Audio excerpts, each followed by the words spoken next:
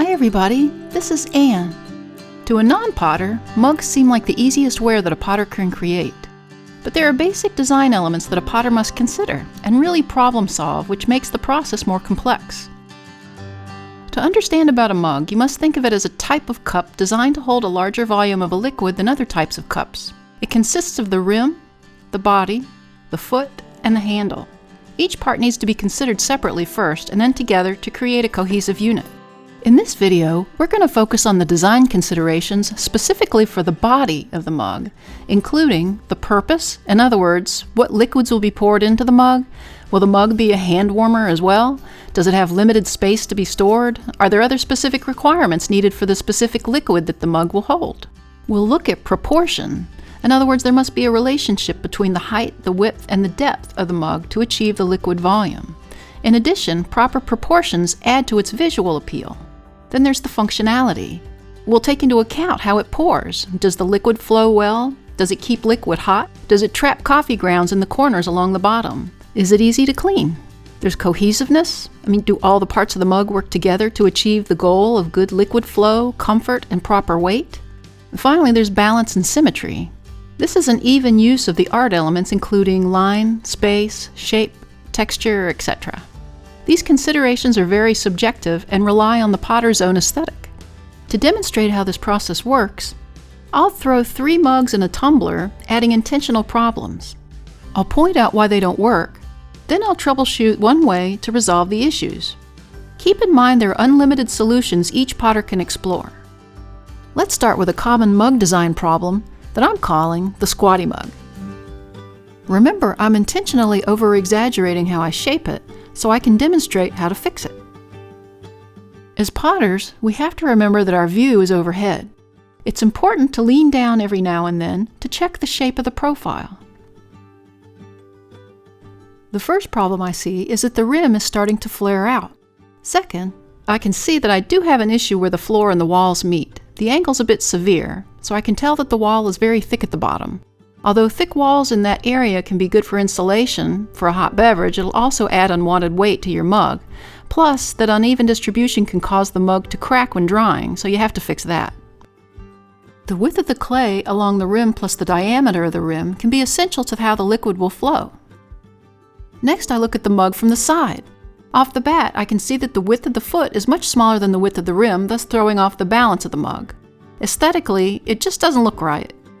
To remedy these problems, you can try to pull the floor outward so that the lines are in better proportion. I'm using my fingers to gently push the clay outward where the floor meets the wall. On the outside, I can see that this definitely helps even out the severe lines. On the inside, I've created a new problem. I've undercut the wall and now created a place for sediments like coffee grounds to collect, which can be harder to clean. When the foot gets too narrow, it becomes difficult to fix, and it's just best to start over. This time I'll intentionally start with a wider foot. Once I get the height that I want, I use my red rib to begin the subtle shaping process. Note that I'm careful to make gentle pushes with the rib to keep the lines flowing nicely.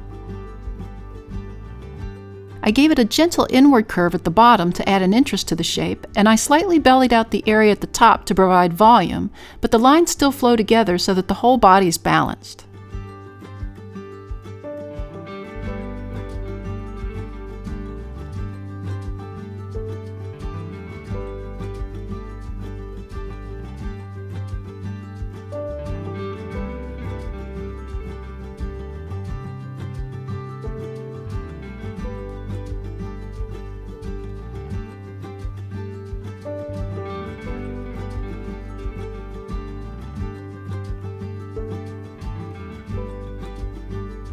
On the inside, the floor is flat and defined from the walls, there's no pocket for sediment to collect, and the rim is slightly angled inward.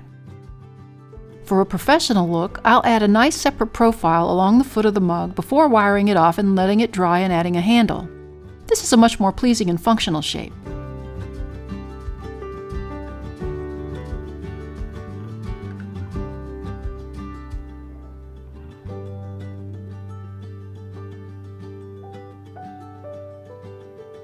Now let's take a look at fixing what I call the vase-shaped mug. I started out with 1 pound of clay and began throwing like I did on the first mug. Then I started to shape it.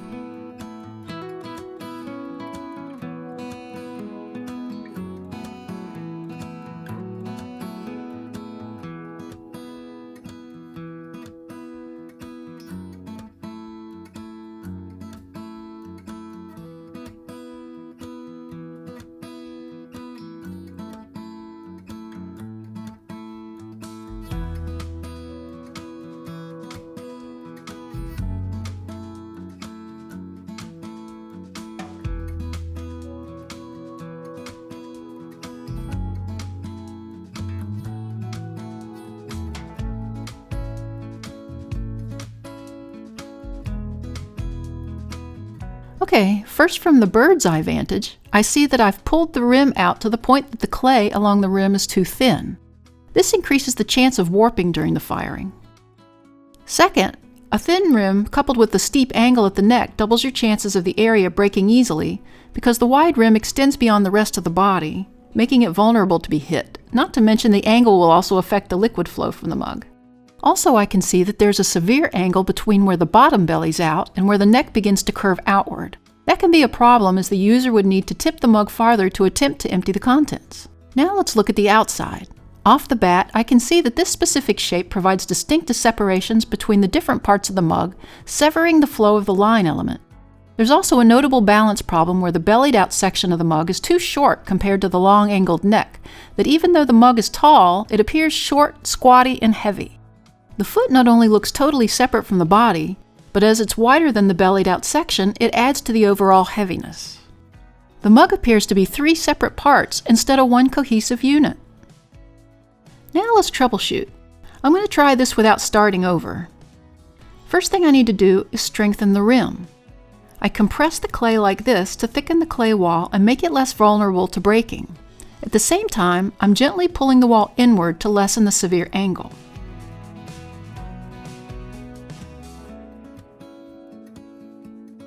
Next, I use my red rib to push out the neck so that it's a gentler curve and flows better into the bellied out section. I continue making small adjustments to the contour while making sure that the clay along the rim is thickening. I still want an overall pleasing rounded shape to the mug, but one that's in balance, proportional, and at the same time cohesive and functional.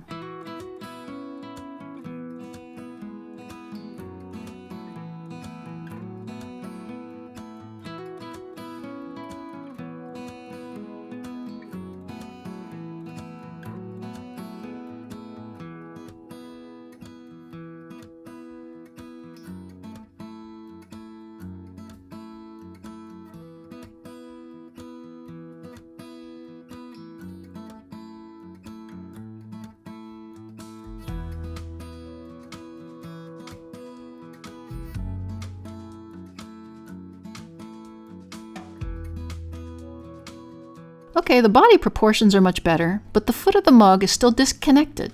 So I'll try and create a foot that flows better with the profile, yet it's not too narrow to provide stability.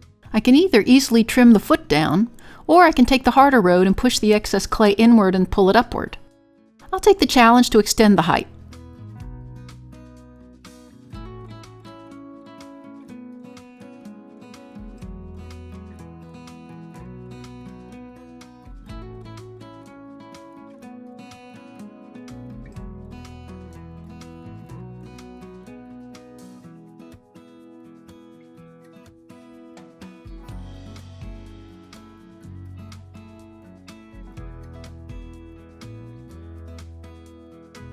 In the end, you'll see that I still needed to trim a little clay away to clean it up, but I added to the height, so I'm happy with that. The line looks better, and if you still want a little separation between the foot and the body, I can add a notch along the bottom, like this. I still need to clean up the rim, so I'm angling this rim just a little to the inside. It still has a little wobble, but not to the point where it'll affect the function. It'll just look handmade.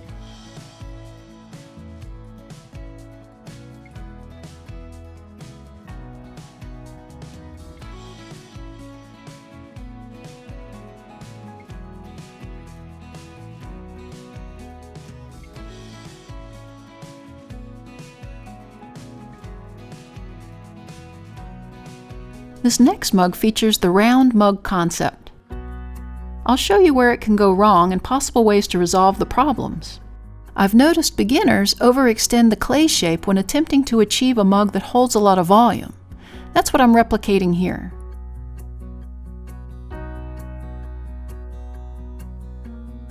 From the top view, I already see that the rim is much narrower than the body. When the rim is cinched in this much, it prohibits the lips from achieving a good seal, thus promoting dribbling. This design is missing a neck between the body and the rim.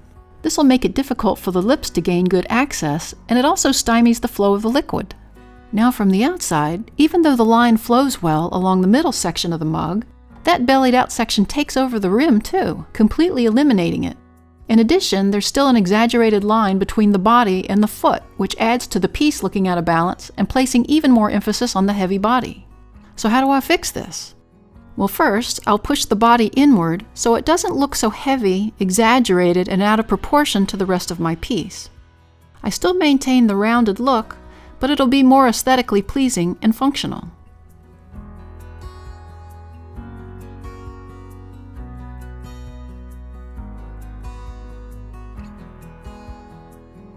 As you can see, I'm also starting to form a neck at the top by shortening the main body and leaving a section at the top of the mug. Push this in just a little more.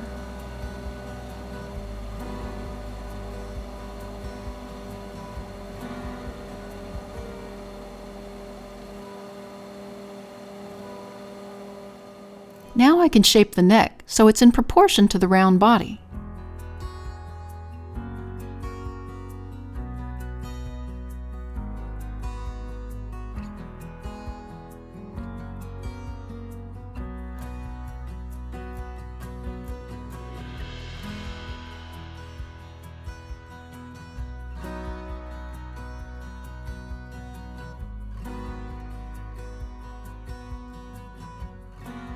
This fixes the rim, but I still need to contend with the foot. It's still too wide and looks a little unbalanced in comparison. I prefer the foot to be proportional in width to the rim, but that's just me. This time, I'll trim the clay away from the foot, then add a nice notched profile to it.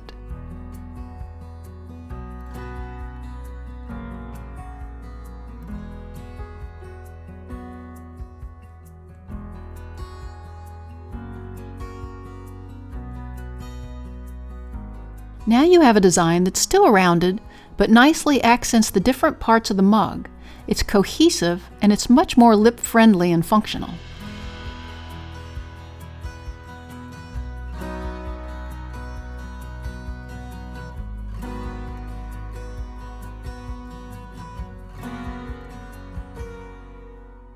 Finally, we're going to talk about the taller version of the mug, the tumbler. Making a larger mug comes with its own set of problems to solve. For this mug, I started with a little over a pound of clay. I threw it like the other mugs, getting good height before beginning to shape it. Adding to the control issues that come with extra height, I've seen beginners have trouble keeping the rim from flaring outward. As I talked about before, when the rim is unusually wider than the body, it becomes a risk for breakage. Another problem is that a beginner will have trouble pulling up all the clay from the bottom. As such, they compensate by trying to trim away that extra weight. This only results in a foot that's too narrow to support the tall piece. Finally, this exaggerated shape adds to the problem that it'll flow quicker out of the mug and add to the problem of dribbling. What you end up with is a mug that's unbalanced, unstable, and has a flow of the liquid that may spill out around the lips. Because of the narrow foot, it's just better to start over. So here we go. I made sure that the foot is wide enough at the beginning, and that I pulled up all the extra clay from the bottom. I also made an effort to avoid flaring out at the top. I still want to give this tumbler a pleasing shape, so I'll begin to push the clay inward gently on the bottom portion of the body, like this.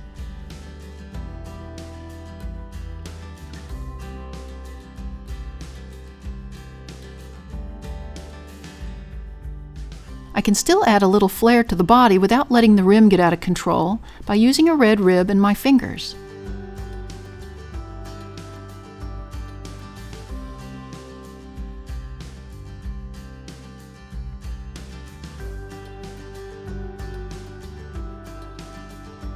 Notice that I separate the neck of the piece from the body, by using just a slight outward curve.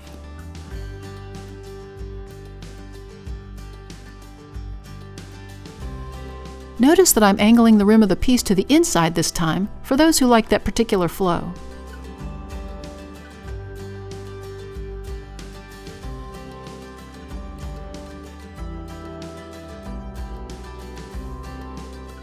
The shape works much better both aesthetically and functionally, plus because the foot is wider, this gives more stability to the piece. Of course, these are just some ways to remedy the problems that arise when making a mug. There are unlimited design possibilities. Considering these specific design elements can make the difference between a mug that looks unprofessional to a mug that was thrown by an accomplished potter. If you like our videos, please like, share, and subscribe to our channel. See you next time in the studio.